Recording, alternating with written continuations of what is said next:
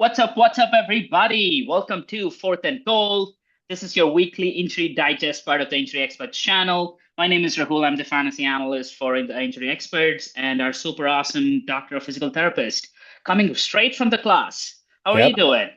I'm doing pretty good. It was exam day today, so the students have an exam today. They got a little practical situation later today, so they're stressed. I'm a little stressed as far as like fantasy football wise, but hey, it's I think in the grand your scheme of focus life. should be with your students right now. Come on. Yeah, they'll be fine. They'll be fine. They got a long time still to go, and even if hey, you ever get a C or something on a test, you bounce back and you bounce back stronger the next time. Just like the fantasy matchup, you take an L this week, you come back get a W next week. Please give you degrees, Dave. Uh, Couple of big injuries, but we'll cover all the positions. But let's start with, as promised last week, we're going to cover defensive players. So we're going to start with defensive players. Big one out there, Nick Bosa, out for the season, ACL. Unfortunate. 49ers can get a break. We've been talking about them every week. But Nick Bosa, amazing defensive player. He's out for the season. Another blow for the 49ers. Just unfortunate. Yeah, I mean, second time he's dealing with a full tear of his ACL Is in that the that same leg? Did they same mention leg. that? Yep. Ah, He had a partial ACL tear I saw of the other leg in high school. And then this is his second time tearing this ACL. And everybody knows how important Nick Bosa is. I mean, all pro, Pro Bowl selection. I mean, he really is the keystone of that San Fran pass rush. I mean, him not being able to get to the quarterback, take up those double teams, a lot's going to fall on those guys behind him. They did a good trade, kind of bringing back in Bryce Huff under Robert Saleh, and he's been playing well. Was awful for my Eagles last year, but I just think he wasn't used in the right way. So definitely the 49ers defense takes a hit. I mean, like you said, we've been mentioning this team for weeks and weeks. It just happens every year. They're just unfortunate. getting bit by the injury bug. Very unfortunate. So if you have San Fran's defense in fantasy, definitely kind of scale back your expectations a little bit. But right when you're saying that, some random rookie would like step up or undrafted for the Oh, of course. 49ers. Happens all the Every time, year. right? Yeah. Yeah. The other big one was Bears secondary, Jalen Johnson, their best defensive player. He's placed on IR, re-aggravated his groin injury. Another blow for the Bears. Their defense has been horrible, although they played well against the Cowboys. So Yeah. it's going to be interesting. I mean, Bears have high expectations with the new coach and QB. So maybe now it's probably going to be a shootout for the Bears every Yeah. game. Yeah, I mean, you kind of took the words right out of my mouth. I was going to say, if you have any Bears offensive skill players in fantasy, this could potentially be good news for you because, like you mentioned, the Bears defense was struggling. They did pretty well against Dallas this week, and Jalen Johnson was ruled out. But prior to that game, was dealing with the groin injury in training camp, kind of came back, re-aggravated it. So he is on IR. He's out indefinitely, according to Ian Rappaport. That's definitely a long-term injury. And like you mentioned, probably shootouts galore kind of this point forward. And even So if he comes back, his probably re-injury risk is high, right? Even definitely, I if he mean, comes think back this about think season. about how defensive back, especially cornerback, you're backpedaling, you're opening your hips, you're rotating those hips all the time. It's a lot of torque and twisting on the groin. So even if he were to come back, he is definitely at a heightened injury risk. But give a slight bump to all of the offensive skill players for the Bears for this exact reason, because their defense is likely going to take a hit. The other one was Quincy Williams, linebacker for the Jets. I mean, Jets defense has been okay, but this is it's a good blow for them. So hopefully they bounce back. They play the Dolphins Monday night. It's a rivalries weekend. I don't know what that means yet, so I have to look into it. It's the NFL NFL making rival. rivalries. Yeah. Yeah, so it's gonna be interesting. So that's those are the top defensive players, Dave. The other ones, I mean, like let's jump into some offensive positions. Quarterbacks, no new injuries, similar from last week. Big props to Carson Wentz and Mac Jones stepped up for JJ and Brock Purdy. Looks like Brock Purdy is in line to play this week Yep. against the Jags. But hopefully, like not a crazy re-injury risk out there for Brock Purdy. Yeah, you would hope not. Especially as long as the offensive line can protect him as well as they can. I don't think that Shanahan's going to call 30 plus passing plays in this game, I foresee potentially a low scoring affair. And I think this is going to be a lot of more Christian McCaffrey until Purdy is close to 100%. Obviously, San Fran, they're dealing with so many injuries. They're going to keep rolling a heavy volume of CMC out there, but even more so this week with Purdy potentially coming back at maybe not 100%, maybe slightly below that. So another little bump to CMC, which I mean, hey, you were starting him without a thought anyway at this point. Exactly. Yeah. Exactly. And JJ should be back in probably like a couple of weeks, but it looks like Carson Wentz is holding the fort. So they play the Steelers this week. So, Yeah. In but Ireland.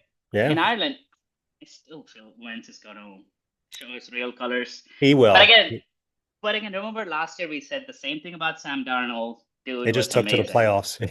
Yeah, right. uh, Okay, let's jump into running backs. A quick update: Zach Charbonnet is good to go. He's playing this week.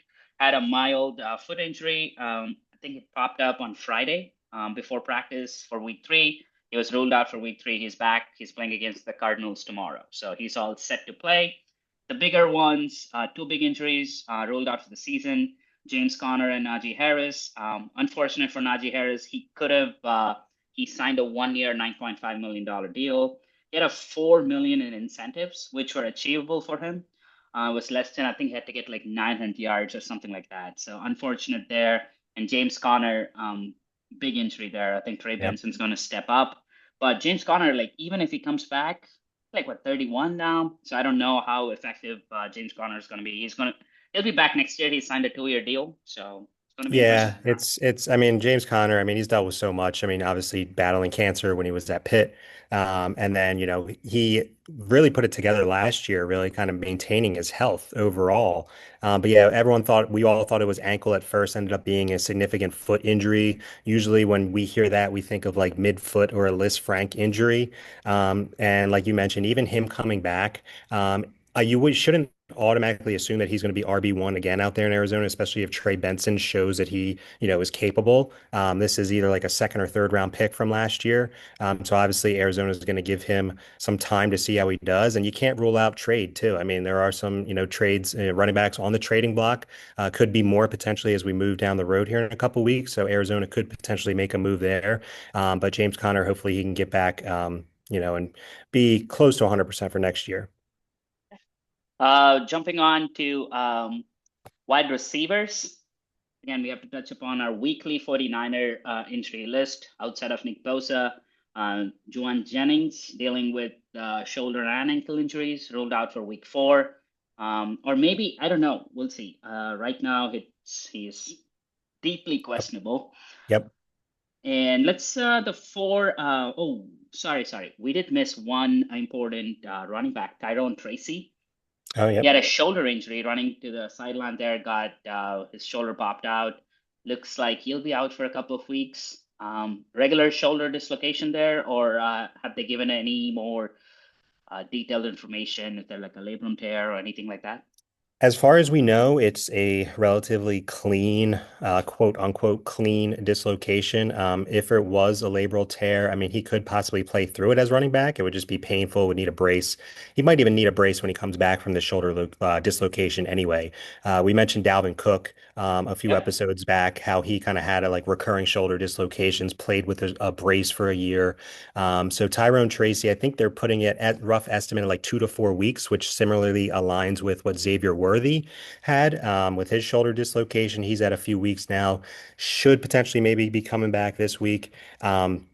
So right now it's the Cam Scatabo show. Mhm. So if you Uh, were and wise enough to interesting kind of there. scoop him up, I mean he looked pretty decent in his opportunities last week. So and with a new change under center with Jackson Dart, you got a new QB and a new running back out there. Can this really open up the Giants' offense? Because outside of that game against Dallas, it's been rough. So let's see if they can provide a spark. I'm pretty sure people are pissed at Malik Neighbors getting 2 points last week. Yeah, Crushed a that lot of after fantasy after he teams. blew up, yeah, he had like a 30 burger the week before, and then he Right, follows it up with exactly. less than five. Man, fantasy's a brutal game sometimes. Yeah. Uh, the three big wide receiver injuries. I mean, like crazy, right? I think I was talking to you in the pre-show. I had James Conner, Mike Evans, and CeeDee Lamb in my lineup. It was just brutal. But CeeDee Lamb and Mike Evans. So let's first start with Mike Evans. Has a crazy injury history of hamstring. Like this would be his eighth hamstring injury. Both legs, I presume. This one was his right hamstring. Looks like he's out for 3 to 4 weeks. But knowing Mike Evans, he's going to power through. He'll be back maybe like week 6 or 7, Yeah. and then they have a bye week after that, and I think he'll slowly like ramp up. But this is like a yearly thing for Mike Evans. Should we worry about anything crazy, or is he just going to power through it? I wouldn't be concerned about anything crazy, like you mentioned. I mean, it's like his eighth hamstring strain, and this is, I think, his 11th year potentially in the league. So, I mean, roughly almost And he one. needs 1,000 yards to set Yeah, the. I inevitably I'm not going to bet against that because I mean even last year same type deal, hamstring strain, missed 3 games. Everyone was worried about the streak. He came back, went on a heater, and was still able to get 1,000 yards. This year might be a slightly uphill battle just because Chris Godwin's going to be coming back into the fold potentially as early as this week. Although I don't know about that. I mean, I would still kind of monitor the practice reports throughout the week. Um, but you have the rookie out there, Egbuka as well. So there's going to be more competition for targets when Evans comes back. But I would anticipate same thing as last year, 3-ish games or so. But yeah, that was definitely brutal for Tampa, who between the offensive line injuries, the skill players, now Evans and Godwin coming back, they're dealing with some injuries as well. So um, They have yeah, and a then tough matchup this week against my your Eagles. birds. So Yep, yeah. yep. And CeeDee Lamb, high ankle sprain, at least out for 3 to 4 weeks. Um, if it's probably grade through, definitely not a grade three. If not, he would have had a surgery. Yeah. So looks like a grade one-ish too there. He's out for 3 to 4 weeks. That's a big blow for Dallas. They're already struggling. CeeDee Lamb, big. Like, I mean, he was a top five fantasy pick, hurting a lot of fantasy teams right now, which is unfortunate. Like, it's tough. Like, you can go pick up Jalen Tolbert, but he's never gonna like fill that gap. Yeah. So it's just unfortunate for CD. So And it's even more unfortunate because like obviously we can't predict when these injuries are going to occur during the game, but this happened relatively early on. So he didn't get you anything. I mean, he got you zero, a goose egg. So we've talked ad nauseum about high ankle sprains and why they are problematic. So even if CD is able to return in like 3, 4 weeks, don't expect that he's going to jump right back to being 100%. That being said, a CD Lamb at 75% is still arguably better than a majority of wide receivers on your roster. Um, so, I mean, at this point, like we were saying in the pre-show, Jerry Jones went out and said he can't rule out IR being a possibility for so CD Lamb. So watch for that being a possibility of CD Lamb being placed on short-term IR, being out for 4 games. But naturally, you're going to give a bump to if all the pass catchers, probably George Pickens gets the biggest bump as like, Jake Ferguson. Don't forget yeah, him, Ferguson and then Javonte Williams too. I think Dallas is going to have to lean even more so on the run game, on the short passing game, the screen game to the running back. So, Pickens, Ferguson, and Javonte Williams get a slight bump, but still, I mean, you're not going to be over the moon thrilled about those options when you have a guy like CeeDee Lamb, your first round draft pick, out for the foreseeable future. right? And let's talk about Terry McLaurin. It's been like weird. So he had a quad injury. So they didn't say it's a quad bruise or a strain, and those are the two options right there. But he's seeking second opinion, and he is doubtful to play this week. So it's still like murky. So in your experience, like what could it be? Like if he's asking for a second opinion, are we looking because if it's a bruise, it's probably he got like hit by a helmet or something. Yep. So this seems weird though. Yeah, it definitely seems a little murky. I mean, it could be potentially a disagreement as far as the severity of the quad strain. Maybe the first opinion was saying, hey, I think you should shut it down for X amount of weeks. And, Terry and the team is like, maybe it doesn't feel that bad. Maybe we, get another set of opinions on it and see, what they think. Because, I mean, the imaging is going to say what it says, right? Whether, mild or moderate quad strain or, a bruise or something like that. However, think about way back when, I think in a few episodes ago, we did kind of warn y'all about Scary Terry Yep. being, hey, he was a Sitting hold out the in. camp. Yeah. He held, I mean, he held in camp. He was not practicing, and we said those guys are a lot more susceptible to these soft tissue injuries. Terry, in the play that it happened, he, caught a long pass, but the way he got tackled, he kind of went to his knees and his body kind of lurched forward a little bit. So think about that force and pull on the quad. For me, just based off the optics of that, seeing that, I'm thinking it's a quad strain. Could be wrong. I've been wrong before. It is what it is, but the fact that he's already, ruled doubtful, likely not going to play this week, tells me that it could be potentially more serious. And that the fact that he's getting a second opinion kind of backs that up. So if you have Scary Terry, I would definitely kind of hold your breath and wait for more information, but it's not Probably looking great. Friday, even later Yeah. today or tomorrow, we should have more information because this show is going to come out like noon today, so it's going to be interesting. We'll have more updates and we'll keep you guys posted like tomorrow and Friday leading up to week 4. And Dr. Morse would be doing his weekly recap as well. Touching on some tight ends, no major ones. Colston Loveland had a hip pointer injury. Looks like he'll play week 4. Yep. And the big one, big blow, sorry, for the Carolina Panthers was Jatavian Sanders. He was a popular waiver wire pickup in week 3 because he had like a monster week 2 with like 8 catches or 74 yards, things like that. He's potentially out longer, rolled out for this week. He has an ankle injury, and their wide receiver like Leggett is out, Sanders is out, and it's just McMillan and Patriots maybe defense this week. Stream yeah, them. yep, exactly. So it's At gonna home be in New England. yeah, Go with New England's defense. yep, and like a sneaky pickup. Talking about the Panthers, Jalen Coker might be a good pickup. He comes back week 6. He's out till week 5. So maybe a free pickup out there. I don't think a lot of people are paying attention to that one. Plan So ahead. Plan ahead. it's tough, dude. It's really tough. Some of these injuries are frustrating, and especially if someone like me who has CeeDee, James Conner, and Mike Evans. Uh, Scrambling. Yeah. yeah, scrambling, right, and just hoping for the best, and hopefully, like my defense scores 32 points like Like Minnesota last Minnesota, week, yeah. right? Uh, Isaiah Rodgers, man, great, did great things for the Eagles last year. Weren't able to right. re-sign him, and man, he had the game of his life. Yeah. I Unbelievable. I doubt if he's going to repeat that against the Yeah. Steelers, but Hey, never say never, right? yes, Um, yes. So Yeah. overall, if I could just add two things. One, yeah, if you guys want any updates on anyone or any questions, feel free to follow our channel. Dr. Morse does release videos, but also throw in the comments if you want anybody else touched upon. We do respond to them. And two, we've mentioned it in past weeks before, but remember Wednesday afternoon, that's when a lot of injuries get reported just because they have to, right? The teams are obligated to report even if a guy misses practice just for like a mild kind of nick or something, whatever. Really monitor the trends throughout Wednesday, Thursday, and Friday is really your big tell. If the individual is still limited or not practicing on Friday, that's a true up in the air game designation. So don't overreact to Wednesday or Thursday. Just really monitor the overall trends.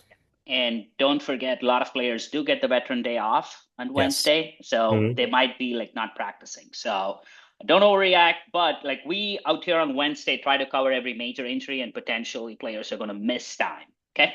Okay. Thanks, Dave. Yep. So guys, put stuff on the comments. We'll respond, and we'll see you guys next week.